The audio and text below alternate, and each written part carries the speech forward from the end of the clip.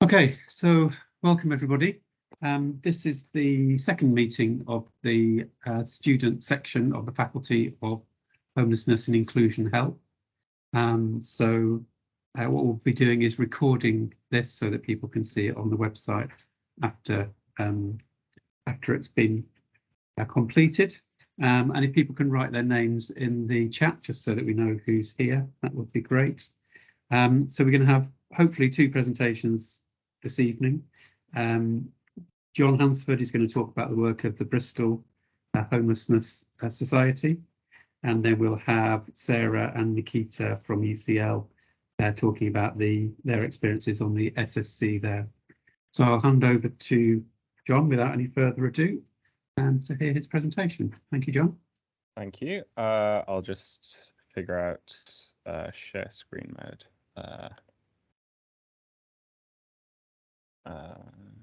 Okay, so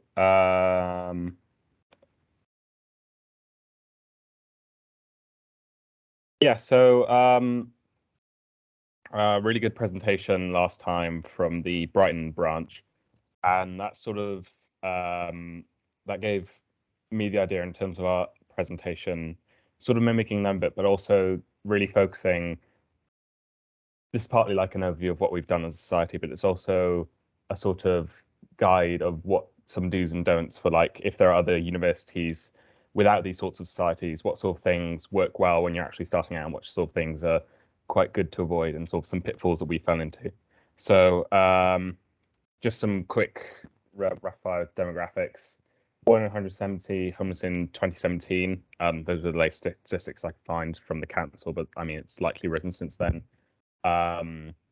Bristol has much higher temporary accommodation rates compared with like the surrounding area, and also Bristol rent prices are absolutely insane. I mean, I think they're higher than London now, and I mean, just sort of living here, like I've noticed in like the 3 years I've been, it's gone absolutely crazy. And obviously that freezes lots of people out of the buying market and the renting market, which compounds on everything. So just introducing the committee. There's myself, Jon. I was previously treasurer, and now I'm the president after our president moved on. We've got Izzy, our social media sec, Lauren, our treasurer, Zin and Tarane, our charity sec, Bibi and Anyali, our volunteer reps, Lizzie, our pre-clin rep, Adi, our clinical rep, and May, our EDI. First thing I'd like to point out here is that we have a preclinical rep and a clinical rep, and we found that was quite important in terms of actually, last year we didn't have a preclinical rep, and we did find that our demographic was pretty much all the clinical years, even though actually the first and second years are the ones who probably have the most time to come to stuff, and the people who really want to be getting in early for the sort of volunteering stuff. So just whenever you're thinking about designing any sort of society, just thinking about how are you including all the years, because all of our committee before this year was clinical years. So it's sort of, we really wanted to make sure that we're sort of broadening out and reaching new people. So some of the local charities that we've worked with and that are just very good charities that you should look up and maybe donate to. So St. Mungo's, they're an outreach team, and they go out at night to get sleepers off the streets, and they have all sorts of other reform programs, so sort of helping people get into work, helping people build skills, helping people get into temporary housing, and that sort of thing. Then there's Help Bristol's Homeless, where they convert old shipping containers into temporary accommodation for rough sleepers in Bristol, which again, really good, really resourceful, you know, turning sort of this thing no one is going to use into something which can actually, they can have the temporary accommodation, I think, for up to 6 months, which obviously for lots of rough sleepers is a, you know, huge boost of stability. And then Julian's Trust, which works to sort of give food and a bed Friday to Wednesday, and they do lots of volunteering, especially for sort of uni students. There's quite a lot of uni student groups that volunteer there, so that's some of the highlights. So our past, We started in September 2020, as there wasn't like a specific homeless or inclusion health society within the medical school. Since then, we started off with Spotlight Saturday. This was quite a unique advantage, if I can say that, of the pandemic for starting, was that because everyone, I mean, you know, lots of people are inside with not much to do as students. Like, it meant that social media was, I think, much more influential at that time. And so we started out with sort of our Instagram page. Every week we'd highlight a different charity or a different sort of resource about inclusion health. And this sort of helped us drum up followers on our accounts. And then we followed up with our first online talks. So first of all, we had a talk with St Mungo's, and then Help Bristol's Homeless and Julian Trust. And so that was a big advantage of, that is one of the advantages of online, is that it's very flexible and you can get lots of people who, we found that we were able to basically just email a load of charities and say, hey, we're a new society, we're looking for speakers. And there would pretty much always be someone who can say, well, I haven't actually got much going this week. I'm free for an hour on a Thursday night if that works. And it was sort of, that's one thing to take away, is that not being afraid to ask, because what I've learned in the few years in the society is how willing and how generous everyone in this sort of homeless and inclusion health charity sectors and all that, you know, they're all in that sector because they want to help, and it's there's help if you ask for it. Then in March 2021, we expanded our committee from 4 to 8. We added our social media sec. I think that the change of social media sec is very obvious. The before and after. I'll try and get here we go. So sort of before and then after is very obvious, and that's one thing that's important is if you can get someone who is good at organizing flashy things that really catch the eye on sort of social media and that sort of thing. Because my sort of the things which I was making as someone who's an amateur would maybe get 10, 15 likes, and then sort of the first posts by only social media set got sort of like upwards of 50 or 60. So there is a real difference in, obviously don't judge a book by its cover, but there is a real difference in if you make things aesthetically pleasing, and it really does appeal to people. So fundraising, we raised quite a bit of money for St Mungo's with a summer pub quiz and a raffle donated us to Aspire Restaurant. And this was another thing, was that we got that voucher because one of our committee members worked at a local restaurant, and they went in and said, hey, would you like to sponsor a local homeless charity thing for, like, you know, and luckily they said yes. So again, it is just sort of, it's almost using the fact that, like, your society is doing, like you're pushing forward a good cause, using that as like sort of a, hey, look, we want to raise money for this. People will be willing to help, basically, if you ask, is a good lesson we've learned from this. Is just sort of, yeah, don't be afraid to ask. Yeah, and then we won Charitable Sub-Soc of the Year, which was a very proud moment for all of us, as sort of, because that was like our first year, which was really nice. And then April 2022, we had our first online conference. So yeah, we sort of had some build up to that. And we had lots of great speakers, such as Dr. Angie Scusa and Dr. Catherine Pitt, and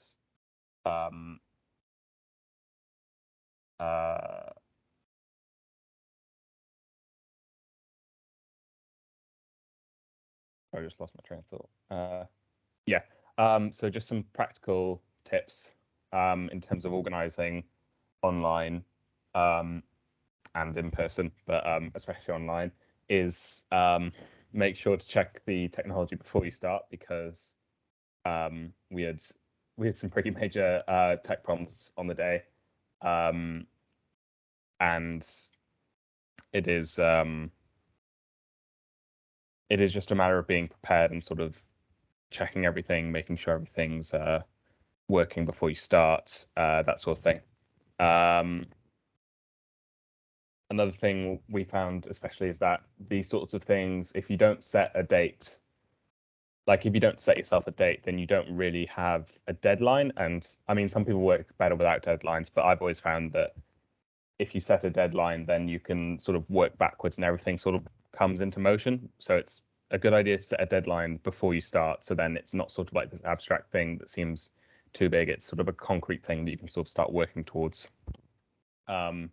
Again, asking around. I think for this conference, I think I only got 2 or 3 no's for speakers, and then those no's referred me on to the actual speakers. So again, it's sort of really utilizing the facts that, you know, lots of people in this sort of field want to help and are interested in the topic, and really using that as your own advantage, basically, to, you know, educate people and get stuff done. And also getting other medical schools involved, because obviously that when you're trying to expand your sort of participants and that sort of thing, that can really help to expand it. And it also helped us because we were one speaker short, and thankfully a couple of members of the faculty stepped in, which is quite nice. So some of our challenges and learning points along the way. I mean, I've said this about 4 times, so I'm going to say it again. Ask. If you ask, people might say no, but they might, if they say no, they'll probably refer you to someone who does know. But I mean, there's no harm if they say no. But if they say yes, then, you know, you've got a great link, you've got a great resource, basically. And, you know, you find that when you do ask, you know, everyone's really helpful. And yeah, there's nothing wrong with someone saying no, and they might say yes, so just ask. Marketing for talks is really key.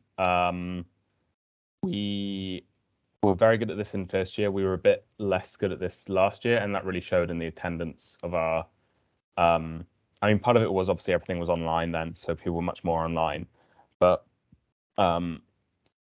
like the lead time for marketing, you know, you really do need, if you think however long you think you need to start advertising for something, maybe double or triple it, because you really do need a really long time, because what will happen is it's the whole thing of you need to be told 4 or 5 times before something sticks. So you tell people the first time, then you say we've got 2 months left, a month left, 2 weeks left, and then people keep being reminded, and they set that date, and then they actually come. Whereas if you sort of say,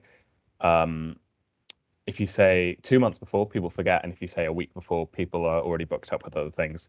So it's just important to really, really focus on the marketing it, and that is how you get people to come, and that is how you spread sort of this sort of like education information. So it's not the most fun thing in the world to do, but you know, you just need to do it.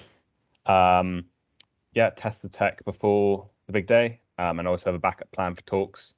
Always have another service that you can use, because I mean, even if it's a tech problem on your end, it might be that the actual company has a tech problem on their end, so they can't run it. So always have a backup plan, another service. I mean, there's Zoom, there's MS Teams.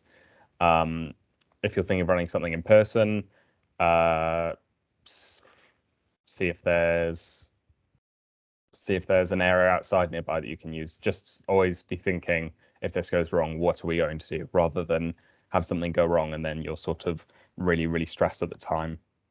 Whereas if you do it in advance, you know, you've got time, you can think about what will work best. Lots of students, I found this especially, is that especially a lot of the younger years, is that if you give people the opportunity to get involved and you sort of not push it on, well, sort of push it on them. They'll like do it really willingly, but you sort of need to show them that the opportunities are there, because especially as a first year, lots of people they just don't know where things are. So it's just about advertising to them and saying, hey, there's this great opportunity, and sort of then they get their friends involved. It's just about getting people involved early in their sort of university time. Yeah, online lectures are great for accessibility. I remember send lots of reminders, and in terms of actually learning, I found especially nothing beats in person. I mean, again, it's sort of accessibility versus quality in a sense, but yeah, that's just something for you to weigh up yourself and then think which works best for this project. So our aims for the future, more focused on coordinating volunteering for local charities, because that was one thing. That was one thing we didn't manage to do much because of COVID. And then everything was sort of slowly opening up, and it was a bit like, are we going to go back into lockdown? Are we not? But now, you know, touch wood, things are pretty stable. We want to really move that on. We're restarting the Hungry Caterpillar project in Bristol, which was where it got shut down because of COVID. It was where restaurants would just give all their food that they couldn't, you know, they couldn't sell at the end of the day. They'd give it, volunteers would come and collect it, and then they'd set up like a food bank.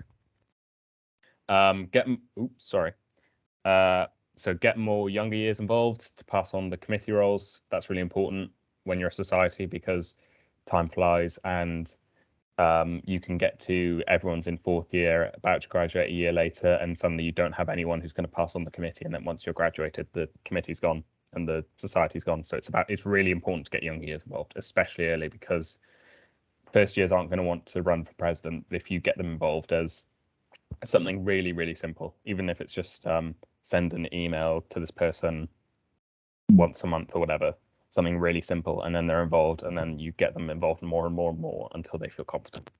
And then we want to integrate more into the medical school curriculum. So we got some diversity days run by the medical school, and we're sort of hoping to get involved with that. Branching out past the medical school, University West of England nurses, other health science students. We've had a couple come to our conferences and talks. We really want to branch out more to that. We're hoping to get sort of one of the UE nurses maybe as a committee member at some point, but well, hopefully that materializes. And then applying learning to this forum. Don't underestimate the power of good social media advertising and the lack of power of poorly run social media. Getting local businesses and charities involved will make anything much easier.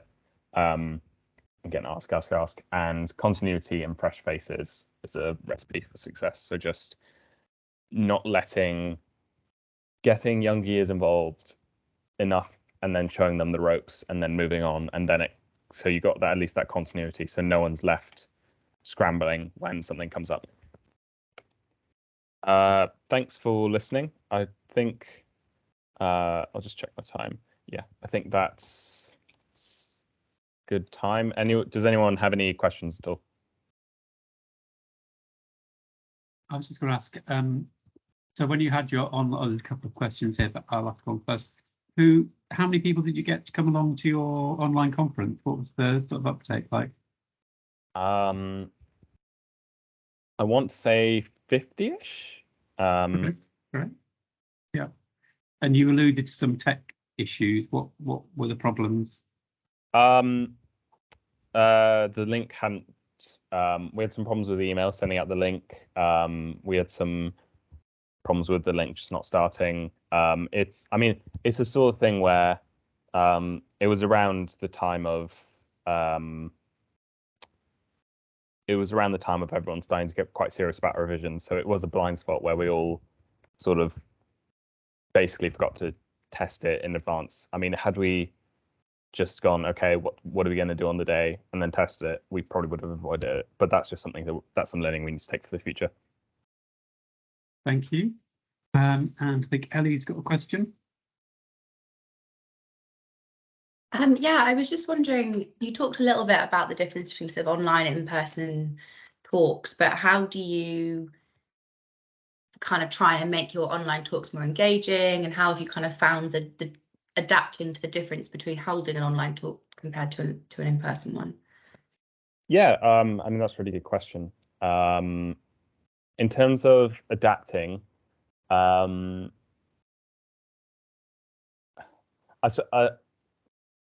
I came into the committee, and obviously the committee was made in 2020, so all we'd ever really done was online talks in a sense. So it was sort of, I suppose, in terms of adapting to online talks, just basically making sure with the online talks, we always had like a sort of, we always had one of us do a half-hour call with the person before the start, so we could like sort out any technical issues. Because I mean, quite a lot of our speakers sort of would have technical issues, so it was good that we gave that time so we could set it up before. In terms of keeping it engaging, just lots of, I mean, the speakers themselves are engaging, but I'd say the most engaging ones for online, at least, are definitely short and snappy, because online doesn't lend itself to concentration, and not too many sort of hard facts, essentially. So it's sort of recognizing for online versus in person that in person you've got your whole focus on one thing, and also I mean, this may just be me, but I always find that there's something about staring at a screen that makes your mind wander, and like it's not quite as real, and so it's a lot harder to focus specifically. So it's always about making the presentation sort of shorter, having lots of breaks in between. Yeah, yeah. I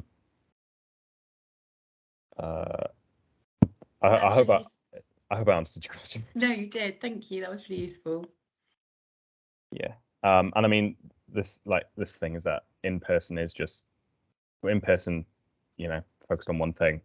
Online, you know, you've got your phone at your side, you've got NetTube and whatever on the computer. So it's just sort of about recognizing that people don't tend to want to sit at their computer for 2 hours, basically, but they will sit in a lecture hall for 2 hours.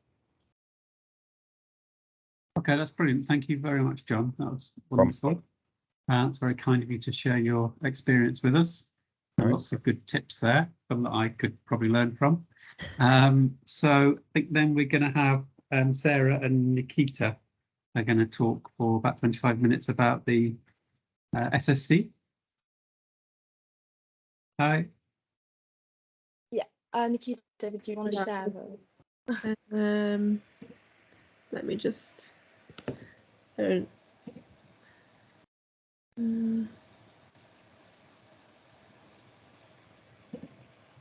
Technical issues. Right. 1 second. I don't think I'm able to share. Can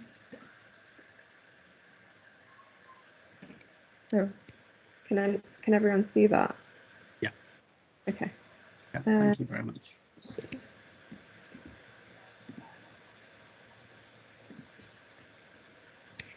Right.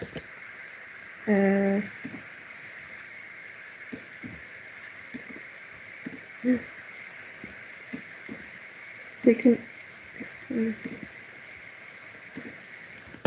All right. So we're doing our presentation on a student selected component that we did last year in December. So it was an 8-week placement program, and it was only 4 of us that did it, and we were split into 2 groups. So every Friday for a couple of hours, we would go to a different organisation or like a GP centre, and we would learn more about the organisation and just talk to the people that were working there, and like listen to the stories that they shared with us. And we learned a lot in such a short amount of time, and I think it was a really great introduction to inclusion health for homeless people, and it's made me more interested to learn more and get more involved, and so that's basically what we're going to talk about. There you go. Okay, so why is it important that we know more about homeless people's experiences, like in general, and their experiences in like accessing healthcare? So as you can see, around 275,000 people are homeless in England right now, and of these, 2,700 sleeping rough on any given night. But I mean, those are just numbers, and obviously, like, just walking down the street, you can see like there's a ridiculously high number of people rough sleeping, and just that don't have a home, and it's like that, like this is why it's so important. But that being said, like the life expectancy of a homeless person in Britain is only 47 years old, which is 30 years lower than the national average. And I guess this boils down to a number of reasons. The rough and sometimes unhygienic conditions in which many like homeless people live means they are more likely to report having a physical condition. So 78% of homeless people report having a physical health condition, which is in comparison to 37% for the rest of the population. So that's got a huge disparity. And also, secondly, like their access to healthcare is a lot more restricted, and they may face a lot more barriers than the rest of the population. But the UK like prides itself on having free healthcare at the point of use and equal healthcare for all. But unfortunately, many homeless people have a very different experience of healthcare than the rest of us. They're often treated with judgment, may face a lot of stigma and stuff like that, which we may not know about. So, but like this is why this SSC was so important, because you're just not really aware of like the difficulties they face. And it was actually really eye-opening, and it was great because you can kind of know now what to do as an individual, and also like what kind of society needs to do to make healthcare more accessible for them, and kind of reduce those barriers and reduce your stigma and judgment and everything. So yeah, this is why it was so important. So like one of the ways that you can like reduce the barriers was we went to our first placement in Housing First. It was actually a Zoom call because of COVID, and they had this really interesting concept where rough sleepers should be housed first, because they think that when people have somewhere safe to live, they're able to engage in other services better. So it's more of like a patient-centered model. Like going into it, I never realized that like rough sleepers do have a community, and it's formed mainly on drugs, alcohol, and all of the friendships and relationships are built around this. So Housing First was basically they take them out of this disruptive atmosphere, and which they're like where they're like really easily influenced by drugs and alcohol, and they're less motivated to do things. And once they've been taken out of this atmosphere, they're able to concentrate on their recovery from addiction, trauma, and improve their mental health a little bit more. So each rough sleeper had a person assigned to them, and they were like given access to group sessions, and the mentors, I guess what they're called, they basically help them with benefits, paperwork, getting them access to healthcare, and helping them with like bills and everything like that. And we talked to them about like how COVID impacted their this model, and because they were taken out of their community, it was quite isolating for them, because they're obviously not around their friends and family, and it was isolating for us, and like I can't imagine how isolating it was for them when they don't have contact with anyone at all. Yeah. Okay. So then we went to CHIP, which is basically a GP practice that is particularly for like homeless people, refugees, basically people that don't really fit into mainstream medicine. And we shadowed the GP through a few consultations, and it was actually really interesting to see the difference with CHIP from other like work experiences what I've had in other GP practices. And CHIP is really important because although like anyone can register to a GP surgery, you don't actually need an address. I actually heard of multiple instances like throughout this SSC where the process was much more difficult for homeless people. In some cases, they were plainly like refused to register just because they didn't have an address. and in others they were treated like very rudely or disrespectfully. And the consequence of not having adequate access to GP surgeries is that many homeless people will wait till their condition becomes too serious, and then have to go to A&E, and it kind of creates like a vicious loop, where they kind of just have to wait, go to A&E, and then go back to kind of rough living conditions, and the process kind of repeats. So CHIP and like Pathway at UCLH have a vital role in ensuring like better quality mental and physical healthcare for homeless patients.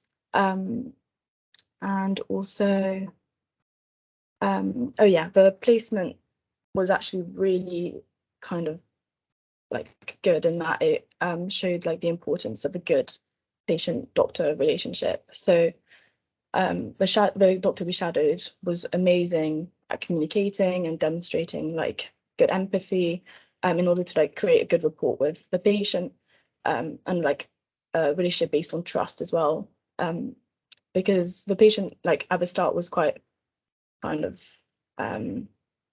kept to themselves and didn't really like tell the full story, and you could tell throughout the consultation like the throughout the consultation that they actually started to open up and they trusted the doctor more. And then this means that the doctor can like provide a more adequate and appropriate treatment and support when you could actually know what was going on. So yeah, the first patient we saw talked about a few like suicide attempts and addiction and stuff like that. And it took a while for her to kind of talk about these things. And it was because of the doctor's good communication that she ended up talking about these things in the end. And also you could see at the GP practice that like the importance of like good multidisciplinary kind of teamwork. You have to provide medical, like psychological and administrative support for a person trying to find a way out of homelessness.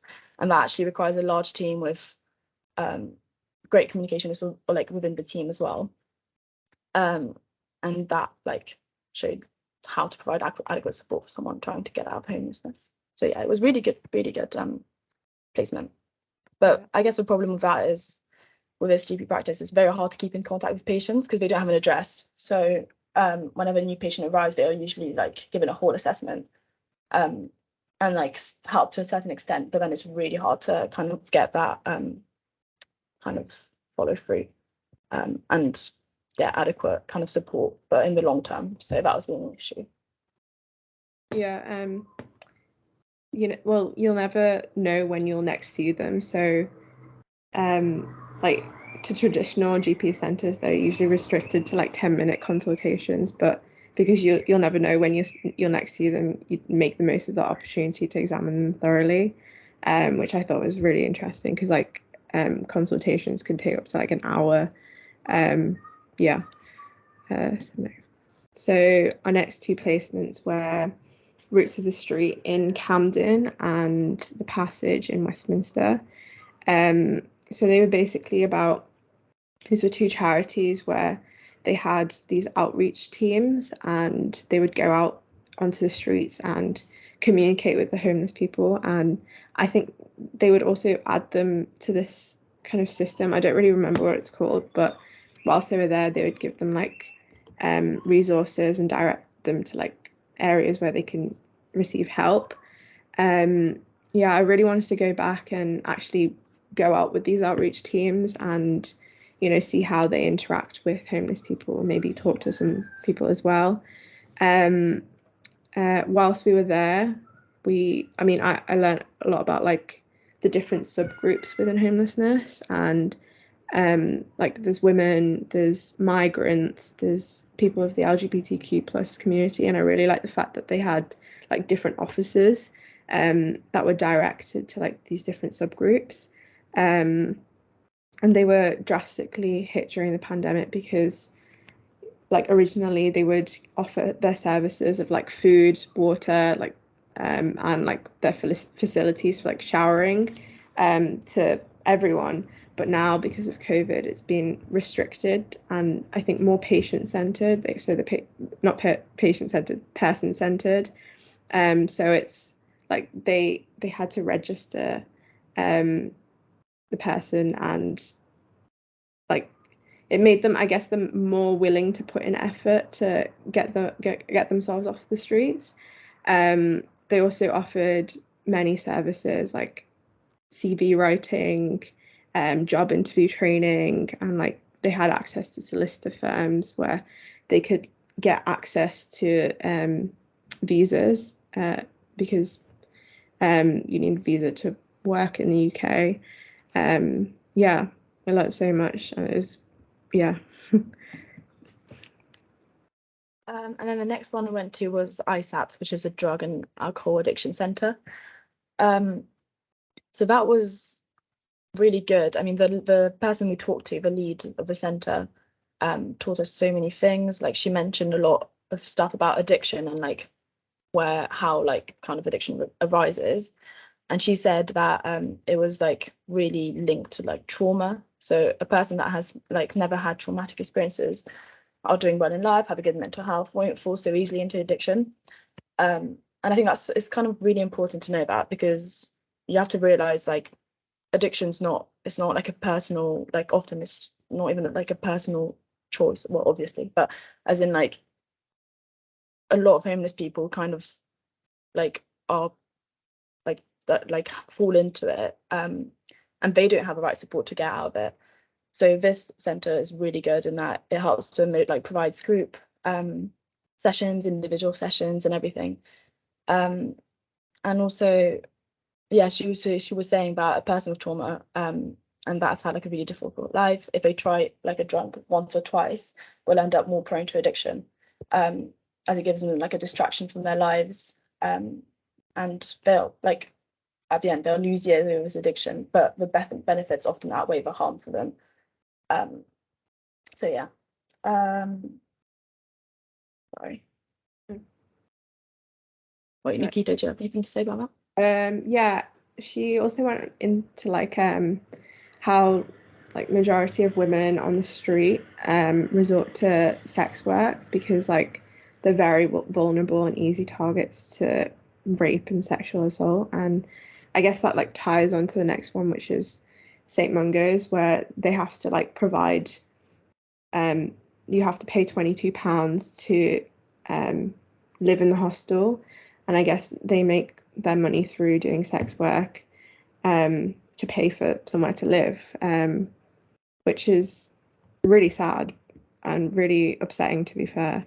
And St. Mungo's, they basically do the same as Passage and Roots of the Street. So they send outreach teams to go out at night and to meet people and help them off the street.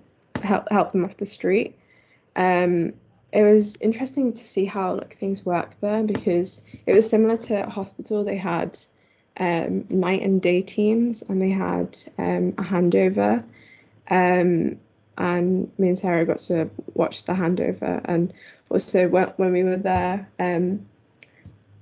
we had like they were organising this event called a sound bath, and we got the opportunity to tour around the hostel and knock on everyone's doors in the hostel.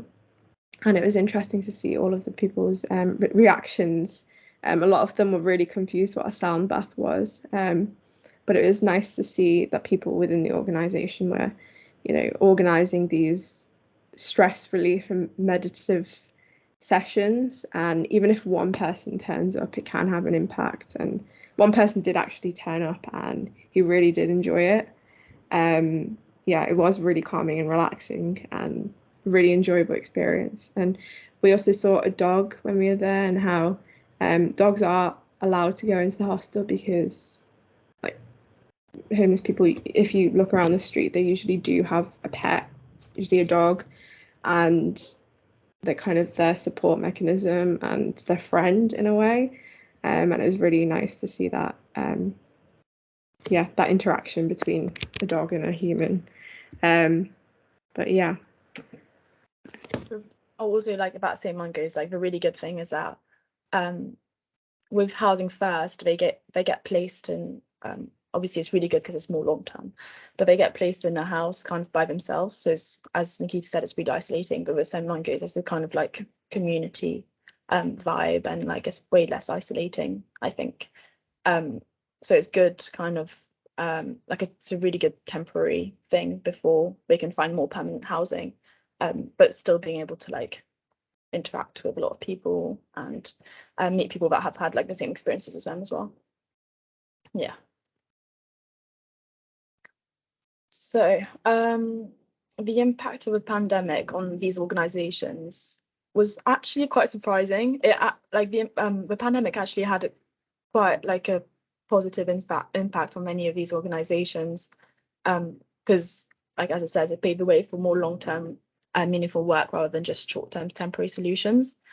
And we saw that particularly in Roots of the Street, I think it was, where actually, well, in the short term, the pandemic was quite hard because Roots of the Street provide like showers, food, laundry, like you can do laundry and stuff like that.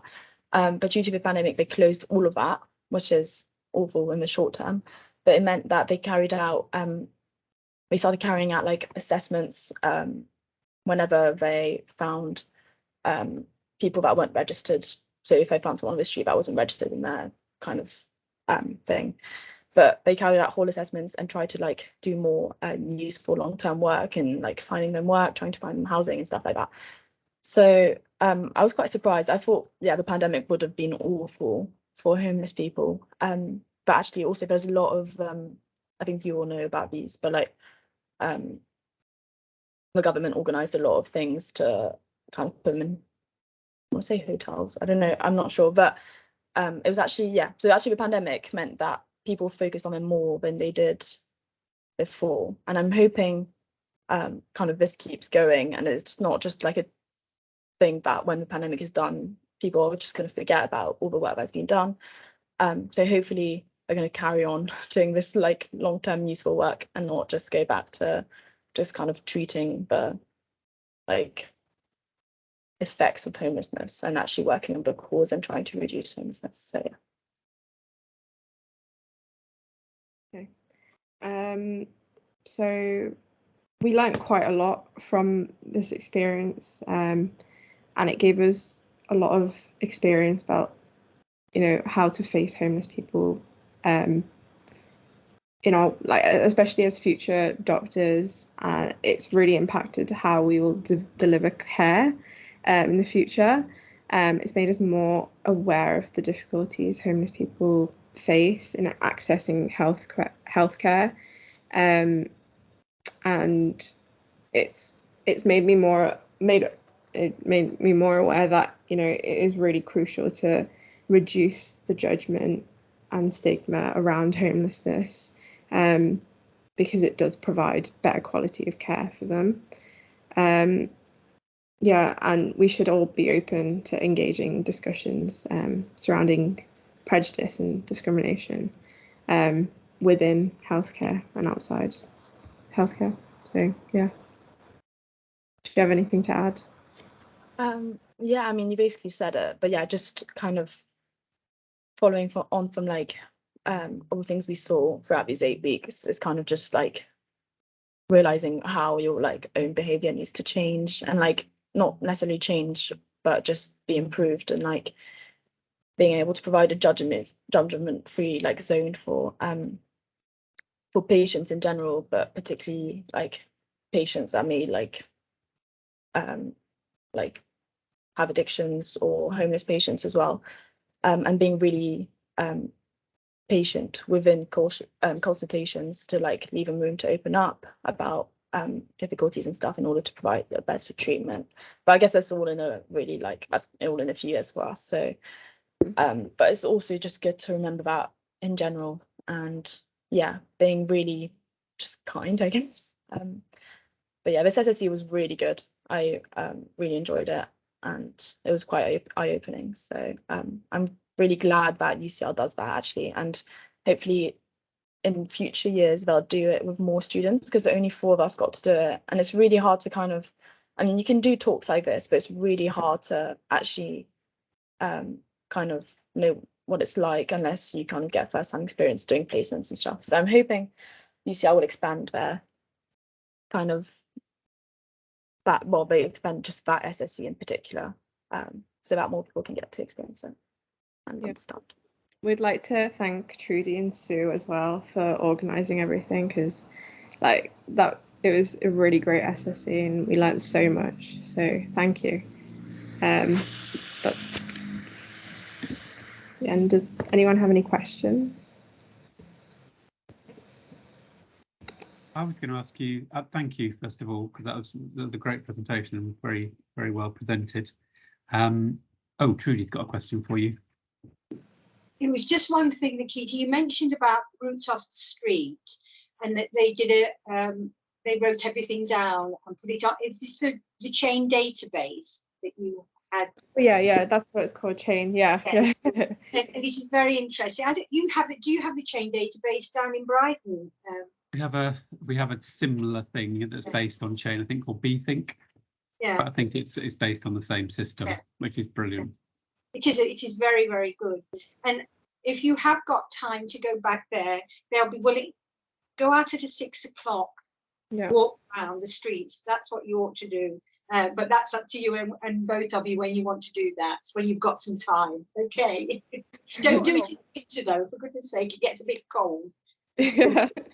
We've got a lot of contacts, so like we do want to try and organise more for that next year and try and go there regularly, like especially Chip as well and stuff like that. I think we'll try and go more. From Sue that we've probably got 6 new medical students for the year coming, so gradually getting bigger. And I'd like to say thank you so much for your papers. They were brilliant. So they were very, very good. And is it limited, Trudy, by the number of visits that you can organise? Because they can only take usually 1 student at a time, sometimes 2. They take 2. You have to go out in 2s. So so that's how we work it, and we've got more organisations to send to them to. It takes a bit of doing, but we get there in the end because the organisations are really, really good. And want to make sure that the up and coming doctors know how to treat the homeless. So it's been very good. And as I say, your papers were brilliant. Thank you so much. Thank you, Ellie.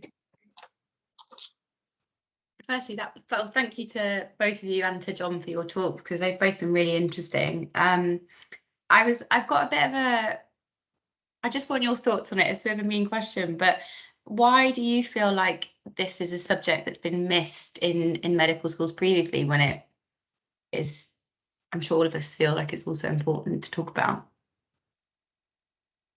Do you want to go first? No, you go first. That's fine. I mean, it is like they're not really considered in society. They, you see them on the street, but they're not really thought about. And because of that, it's kind of influenced the curriculum that we do have in medical school. Again, they're just not included in our curriculum because they're not thought to be included in society, which is kind of definitely not right at all. And I think we should include it into the curriculum, and they have been trying to, hence why there's an SSC. But yeah, I think it should be included. I don't know why it's not been. Yeah, I think it's also. Oh, sorry, you go, Trudy. It was just that it's taken us at least 7 years with UCL to get it on the books, but it's working now, so that's the main thing. Yeah, the issue with medical school is they talk about everything in really I don't know about Bristol, but Brighton, sorry, but they talk about everything about in really kind of broad terms and general terms, and they don't really kind of mention like LGBTQ healthcare and homeless people, their healthcare and stuff like that. So they're kind of forgotten about in the curriculum, which I think is awful. I think they should include every group and because healthcare is quite specific to each different group and their access and stuff like that. So yeah, it should definitely be more included. But I'm hoping, I mean, at least they're trying a bit now with this SSC UCLs anyways. But hopefully, yeah, it'll be a kind of build up throughout the years, and it won't be as much of a problem in future years. What would you say was the thing that surprised you the most? You could think about yourself when you were just about to start the SSC. What was the thing that stood out as being surprising? Or I think the GP practice, to be fair, because you know, you're so used to the 10-minute sessions within a GP practice. You're not really used to like hour sessions, and it was kind of surprising to me because, well, you can't, they give you their contact number through the phone, but they lose their phone or someone steals it, and so you don't have contact with them anymore, and so you do take that opportunity to fully assess them. Yeah, I was just really surprised, which makes sense, but it was surprising. I think anything about your sort of contact with service users that surprised you? Did you have any sort of preconceived ideas? Maybe you didn't, but wait, sorry, please can you repeat that? I was just asking if there was anything surprising about your interactions with the service users, whether you had any preconceptions about what it would be like that were either confirmed or refuted.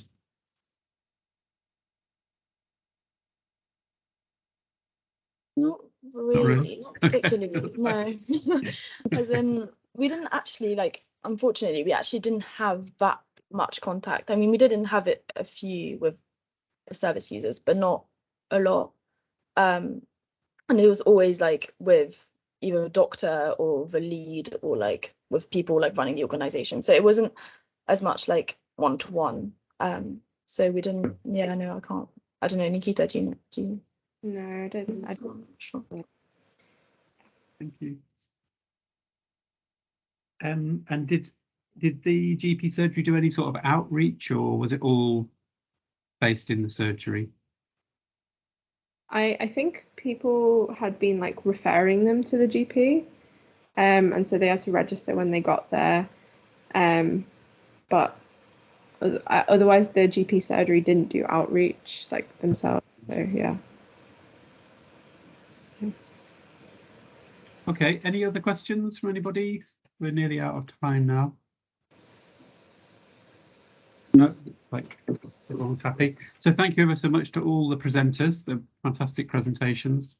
Thank you for giving up your time on the hottest day of the year yet, even though it's going to be a hotter day tomorrow.